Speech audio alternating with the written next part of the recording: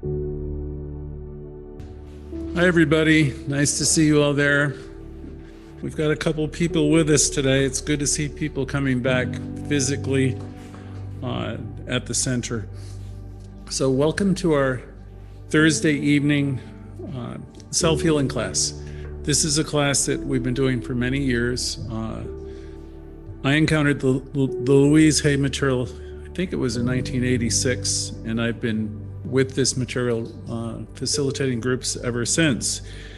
So I'm glad you're able to connect with us here in New York. I want to give a shout out to the people on Instagram and Facebook Live and also YouTube. And especially I'd like to invite you to join our our Zoom calls. Then you can interact with us afterwards. So if you're listening to this at some point in the future, also send us a message and we can send you an invitation. So however you're finding us, I want to say, well, I'm glad you're with us. There's always questions, there's always answers after each gathering, each lesson, and everybody's invited. So just send Jimmy a message if you're listening, say on Instagram right now or Facebook. We meet every Thursday at 7, as you know, and for those of you who are watching now, and also Sunday mornings at 10:30. Most of the messages that we present here are around the work of Louise Hay, who was a student at our center, or Ernest Holmes, and there's a few other authors that we refer to quite often. Every week, it's a timely topic, and we have discussion afterwards, as I said. And this week, we're talking about doing the work. And I thought about changing the title as I was preparing this lesson, because a lot of people in my life haven't really been fond of the word work. And that's probably a lot of people. I want to give credit to those of you on the call who consistently show up, because it's obvious to me as I see you and I hear you, and as you connect with us in the center, that you're making changes, you're having demonstrations. We listen to the remarks, the feedback, and this teaching will cause you to grow and to make demonstrations. Your life will start to work better and better the more you participate in your own process. Sadly, some of you disappear for a week, two, sometimes a month or two. But then I noticed there's a good deal of those folks come back. So it's a process. For me, the more you stay plugged into this teaching, the better it works. There's a quickening that will take place for you. If you just tune in occasionally, I mean, that's great. You can get the equivalent of a faith lift, some encouragement, some positive motivation. But if you stay plugged in, it'll happen more quickly, because you'll be catching yourself faster as you go into stories of one kind or another. Some of us, I keep thinking of a song from that movie, Star is Born. Some of us are longing to change, right? You want to go into a deeper place, and you can. It's possible with this teaching. Some of you want to go there. You don't want to have the superficial life where you're chasing things that don't exist. And you realize with this teaching that you are caused your own experience. So you can take it to a much deeper level if you want to. The key word to have that happen is developing a certain vigilance.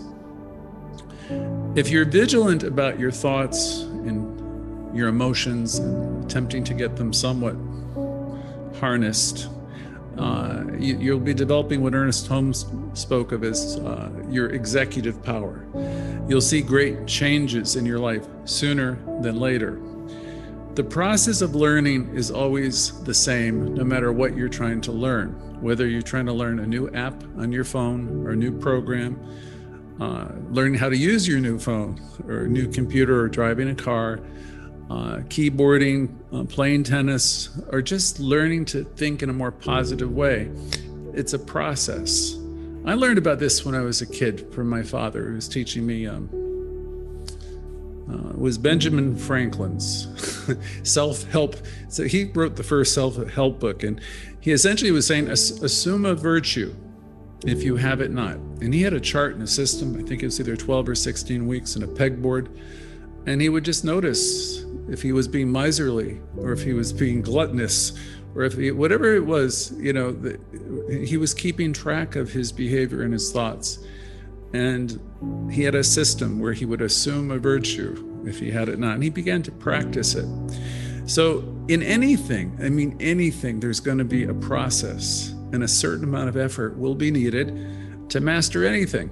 So if you're here, good for you. You're one of the smart ones, because that means you know that there aren't any really quick fixes out there, and you understand that everything that's going to happen to you is going to happen through you and your consciousness.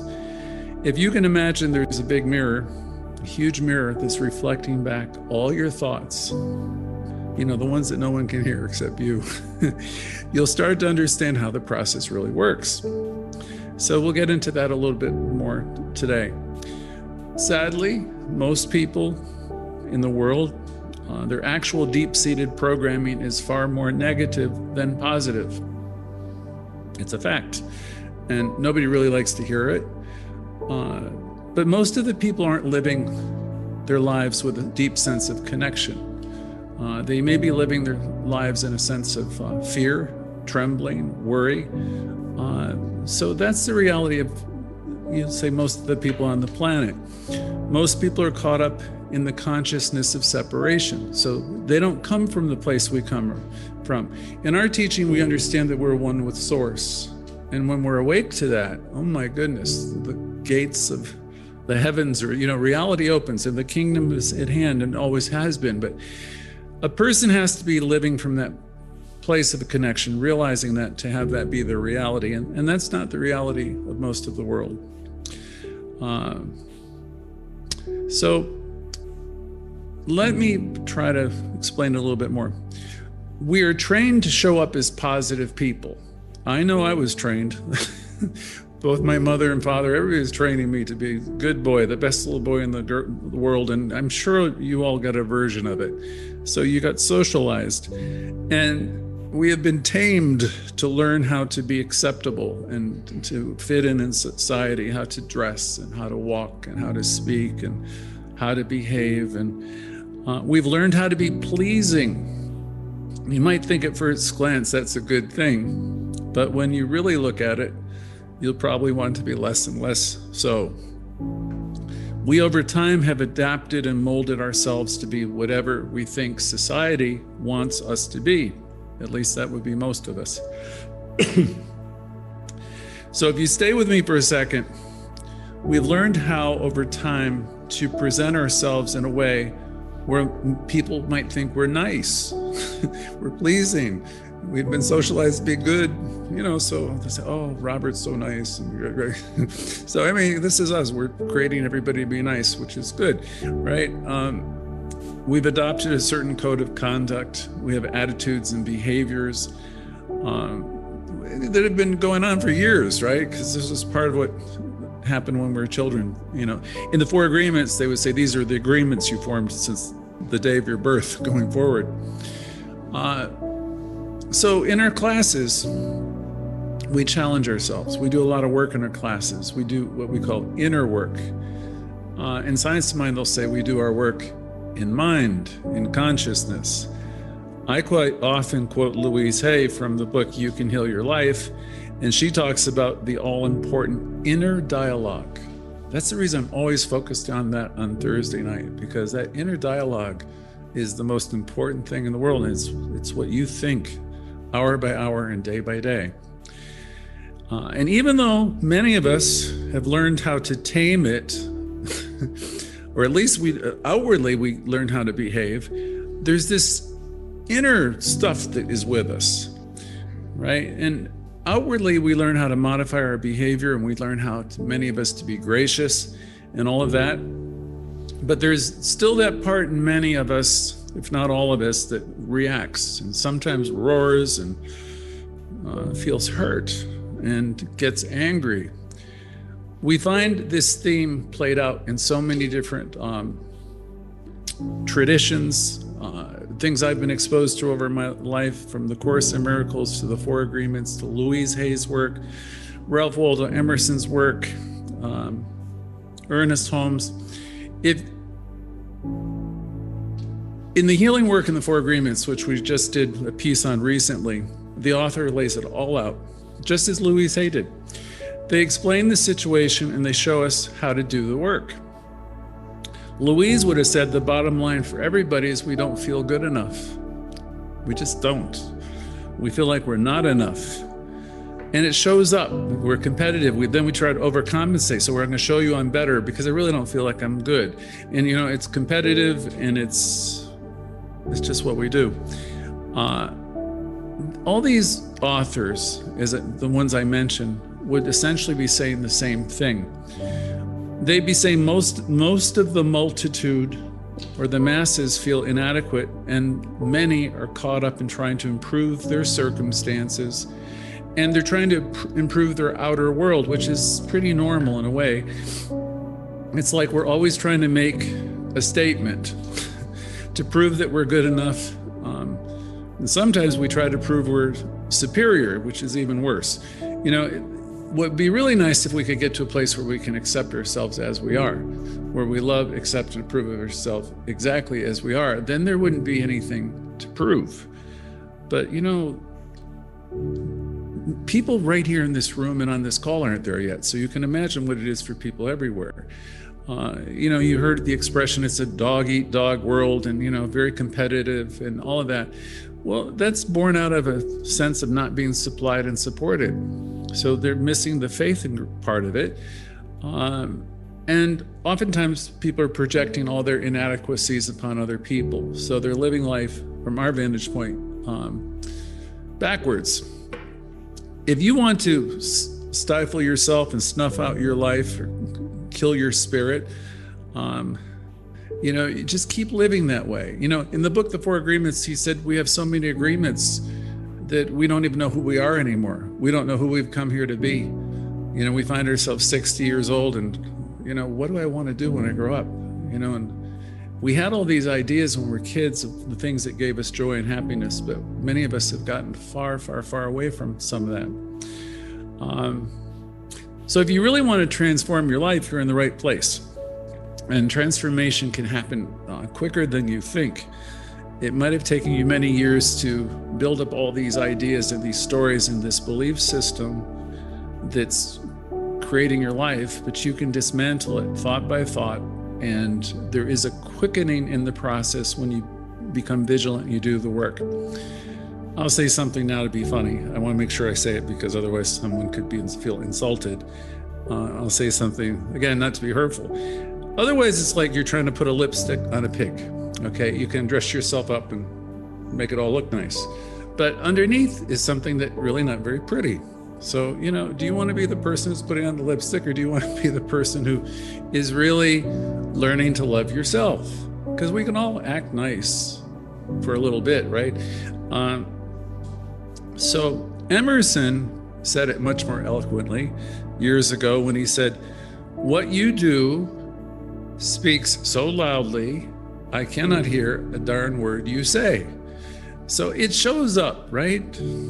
Whatever it is that's actually living inside of you shows up. It has to come out. Nobody's that good of an actor to keep on playing that role.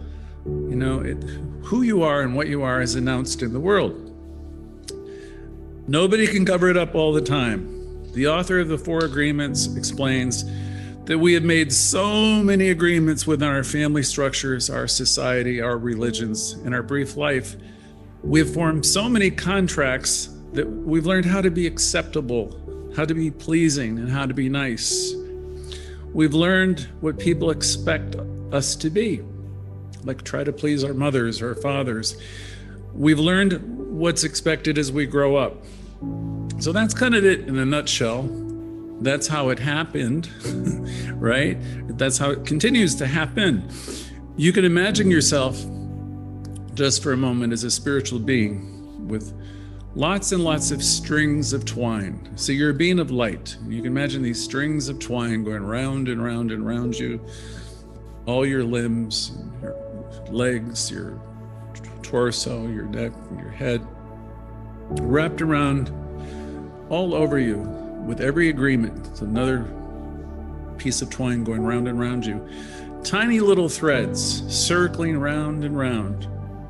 Do you feel free? If you can imagine yourself all tied up in twine, and you've been doing it for years, right? Do you think you'd be moving around with joy, grace, and ease with all this twine for many, many years circling around you? Can you feel resentments? Can you sense that you would be frustrated with all these agreements? And the answer, of course, is yes. The answer for most people is yes. They feel constricted if they're willing to bare their soul and tell you, you know, all these agreements that I've had all my life are making me feel constricted. But most people are really unwilling to be that honest with themselves. So at least the people on this call tonight, or the people who'll be listening to it in the future, you can see how this all occurs.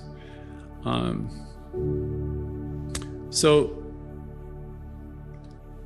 younger people, if you're listening, don't be blaming your parents. They did the best they could with what they had.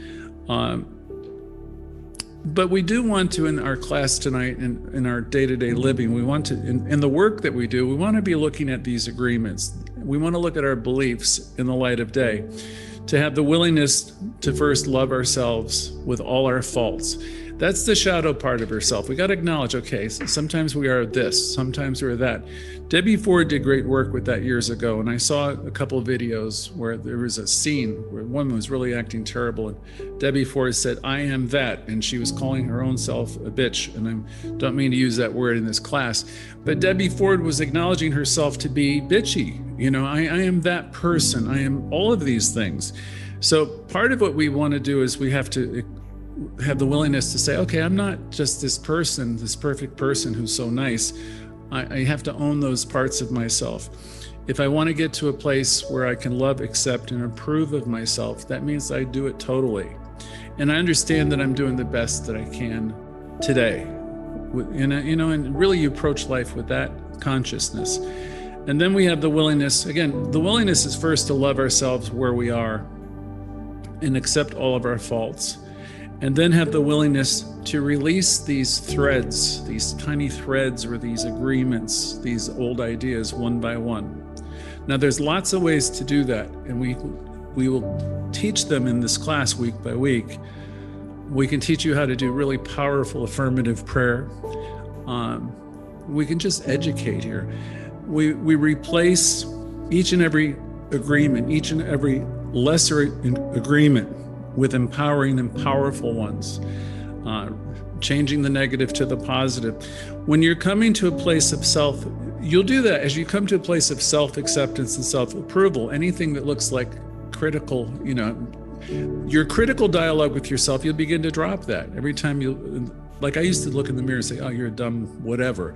You have to stop that type of languaging, just let it go and replace it. As you do this, you're going to become a more willing person, someone who's willing to see the good in every kind of situation. Now, that's quite a person if you're able to see the good in every situation. That's a real practitioner. That's the real thing. You'll be neutralizing. This is what I can't think of the organization. They call it the racket, okay? You'll be neutralizing the racket of thoughts, or the critic that lives inside of you that's creating havoc. So we have this aspect of ourselves I mentioned briefly before, which some people call the shadow. And we learn to embrace it. We look at it, and as we understand how it happened with all these agreements, right? And then inwardly we don't feel adequate, and outwardly we're an actor.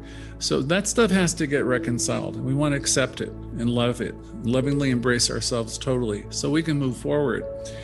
And eventually, another author used to say, all these battered places that are hidden within come to light.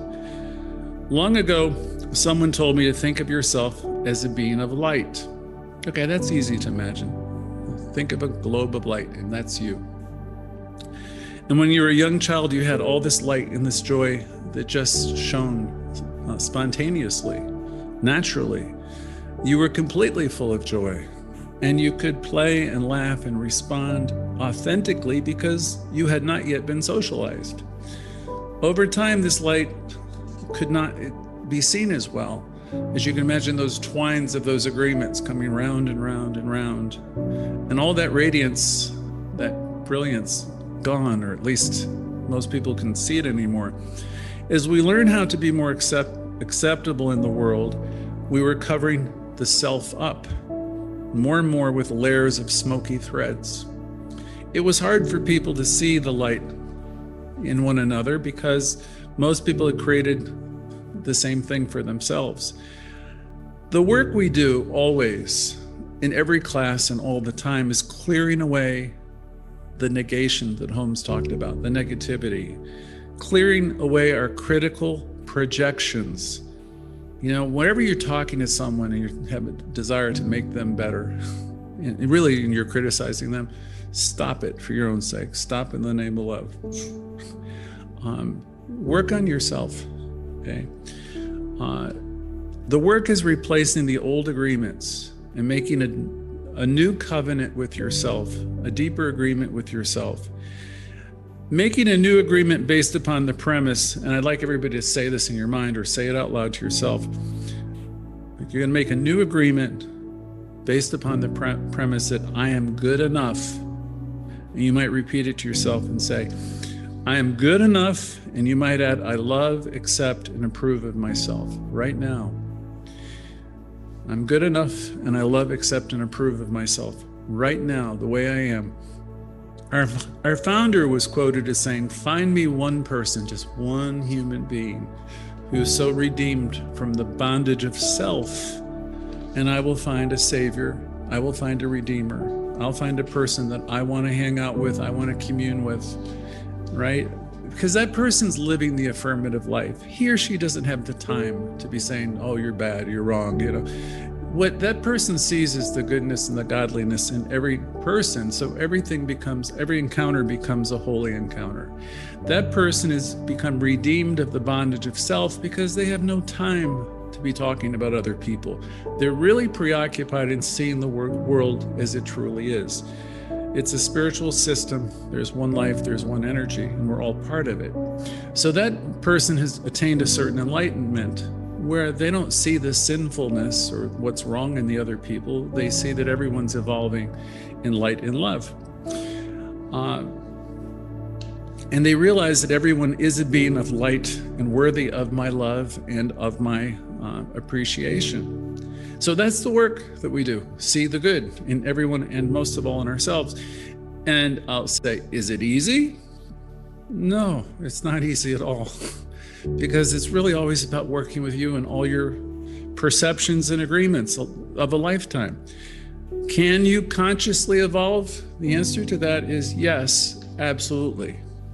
You will start to be lifted up in consciousness where you will start to see everything in a much, much different way as you do this work. I love quoting Reverend Ike at this point where he used to say, you just can't lose with the stuff we use. Are you doing the work means, are you a lifter? Are you an applauder of people? Do you say, hey, good, great job? I mean, look for the opportunities to do that. If you have something negative to say to tear someone down or what people are doing, the work they're doing, it's better that you remain silent because that really is a projection of yourself anyway. So are you doing the work means, are you a lifter? Or are you an asset to the world and to yourself? A lot of us, quite honestly, learn by trial and error. You know, you put your hand on this and it hurts, and okay, you're going to learn not to put your hand on it again. We fumble and we bumble as our subconscious mind learns by trial and error. As we practice this teaching, it gets easier and easier. As you plug in more, you realize, okay, I'm using the word should a lot. In Louise Hay's book, You Can Heal Your Life, she'll say, wherever you see a person who's using the word should a lot, that indicates that the person has patterns of rigidity. Now, okay, so that isn't to condemn us when we find that we do it, but it's just to notice. If you're really telling everybody else how to do things, you're kind of like probably got a control issue and you want everything to be a certain way. So you're not going to be too much fun to be around, and you're not going to be enjoying yourself much. So we do the work to let go of these things. We want life to be better, and it can be. No one's going to be perfect in the practice the first day. Whatever you're doing is, as you embark on this journey, it's going to get better though quickly.